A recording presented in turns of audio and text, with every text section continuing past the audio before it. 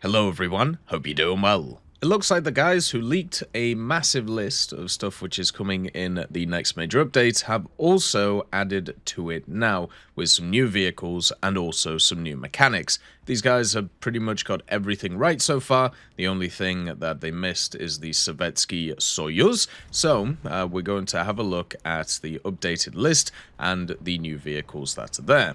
If you want to take a look at the list firsthand, I'll give you a link to their Discord in the description of this video, and hopefully you enjoy the video and all of the leaks. As always, if you enjoy the content, make sure to subscribe and like the video. Let's get started. So first of all, let's get some updates about some stuff that was already leaked. The first one is the Object 640. Now, it seems like they've moved it to the winter event instead of the summer event, meaning that it will be out near Christmas instead of in, well, August is usually when the summer event is. So we're probably going to see something else during that period of time. Another thing is they did add the Sovietsky Soyuz to the leak list. This is one that they actually missed. This usually isn't something that happens, but yeah, I'm guessing they didn't have all of the ones that were there. And then also the Iowa, the BB-61, the scout plane for it seems to have also turned up, which is going to be the SC-1, or the Curtiss SC. This one very much looks like a Wildcat, but it's not a Wildcat. It's one of the last kind of air reconnaissance planes that the Americans used. It uses the Wright R-18-2062, meaning that it has a 1350 horsepower engine, it has 250 cals, it has two 325 pounders, and to be honest, it would be really nice to see this in the standard tech tree. Obviously, it's really cool to get these scout planes, but if they were actually in the tech trees themselves, it would be really cool. This one actually is quite fast. It can go over 500 kilometers an hour, and the most surprising thing is it actually had a really good climb rate, basically thanks to its engine, meaning that it could outclimb stuff like Hellcats, which I know doesn't sound like a lot, but since this thing, you know, has a massive boom attached to it, and also at the same time came around in 1944, that's pretty impressive. The first vehicles we're going to be looking at on the expanded leak list is a bunch of Hornets. Usually when a iconic vehicle is added to the game, the next update afterwards, they really expand it, and that's what we're seeing in this update. First of all, you remember when last year it was leaked that there was a bunch of FA-18s that were wandering around for Switzerland in the German tech tree? Well, they're here again.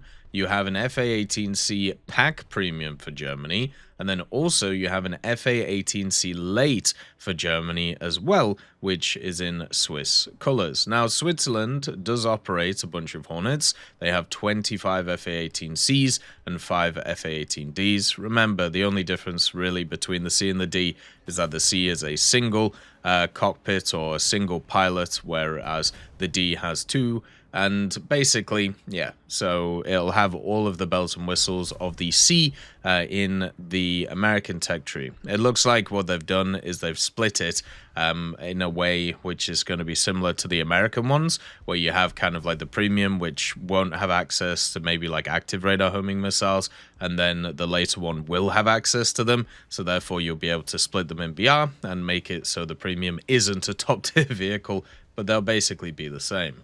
Another nation which is also getting an FA-18C is the Finnish, which already have one in the game, but this one is the MLU-2. We actually talked about this one a few weeks ago. The basic difference between the standard FA-18, which you see right now in the Finnish area of the Swedish tech tree, and the MLU-2, the MLU-2 gives it air-to-ground ordnance. So it means it can use JDAMs, JSOWs, JASSMs, and then basically everything else. It also got an air-to-air missile set of avionic upgrades too, which I think gives it a few more of the mechanics which we already see in Warthunder. So yeah, basically this is bringing it up to the standard of the standard kind of high-tier FA-18s that you'll see in the American tech tree, and what looks like the Swiss tech tree too, which is kind of cool. So at least 3 more Hornets coming to the game in the next major update. For Italy, we have another Leopard. The Italians really love the Leopard. They actually used it a absolute metric ton. Basically, you have the Leopard 1A1, which was delivered from Germany to Italy. They had 200 of these delivered in 1971, but the Italian armed forces decided they needed another one, which is the one that's being leaked right now. The Leopard 1A2, which we haven't actually seen in game yet, which is kind of interesting.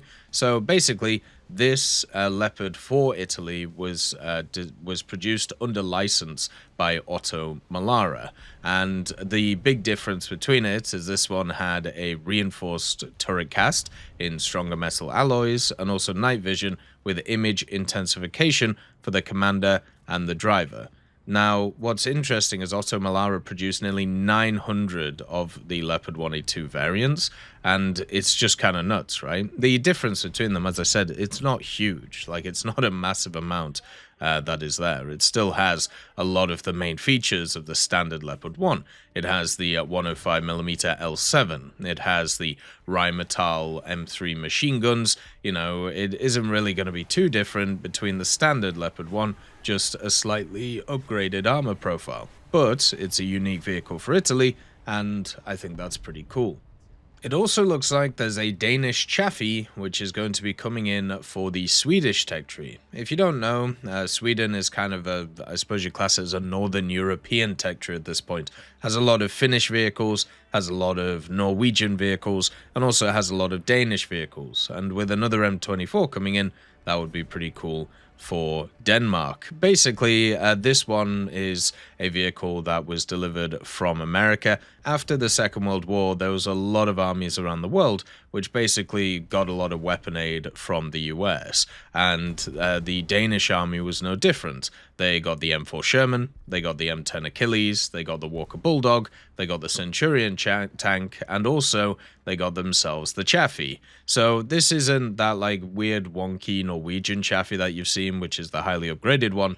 This should just be a standard Chaffee, probably without a 50 cal on top of it. So it has the 75mm, and it has, you know, the standard coaxial, and has the standard engine and everything like that. But the interesting thing about this is they received them in the mid-1950s, and it was only basically in service for just less than a decade, and then it was replaced by the M41 Bulldog in 1962. So this is just another vehicle which could definitely come into the game. What's also interesting about the Chaffee is they just never bothered to like try and extend its life or anything. They just didn't bother to upgrade it. They're like, you know what, we're good. We'll just use the Bulldog at this time. So basically, you know, the Danish military completely phased out by 1975 after it was used between the 50s and 60s. But yeah, it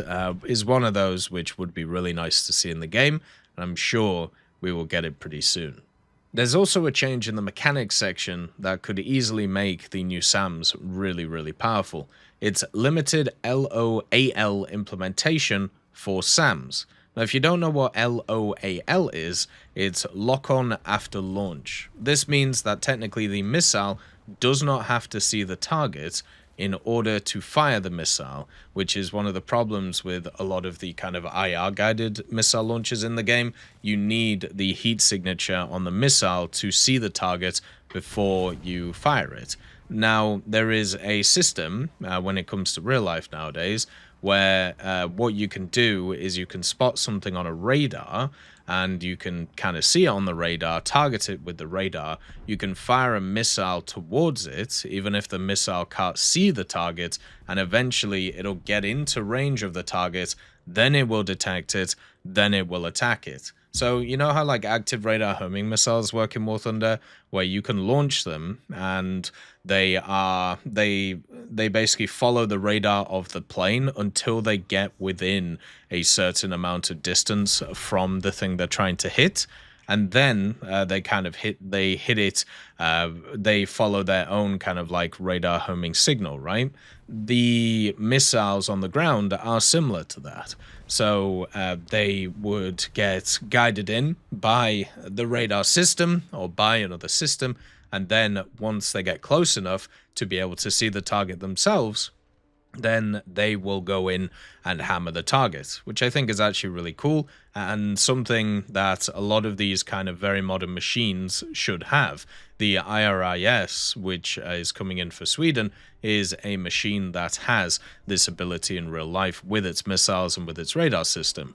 And even though it doesn't still have the range that you would want from some other stuff, then that could really help it out in making it really good, because it means that you don't need the standard IR lock on the missile to be able to hit something. You may just need the search function on the radar to see it, and then you'll be able to launch at it. So that will make these AAs so much better than they are, because, you know, there's a lot of vehicles, such as a lot of helicopters, which have ways of kind of reducing their IR signal or scrambling themselves against like IR seeker heads. But what they don't have is really a way of shielding themselves from radar. So it might actually mean that these types of machines, one of the fundamental problems they have with IR seekers and similar seekers is they find it really hard to detect stuff like helicopters. Now that won't be as much of an issue. So that would be really awesome. So those are the additional leaks on the list. As you can see, there's quite a lot of really nice stuff here. And I'm looking forward to this update. Please let me know what you think when it comes to this stuff. And as always, I hope you have a wonderful day. And I'll see you next time.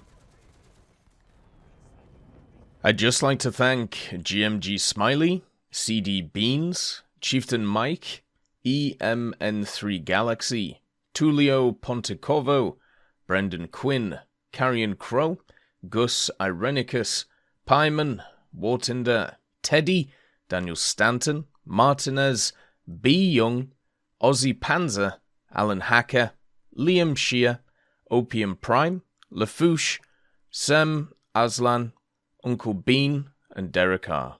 for supporting the channel.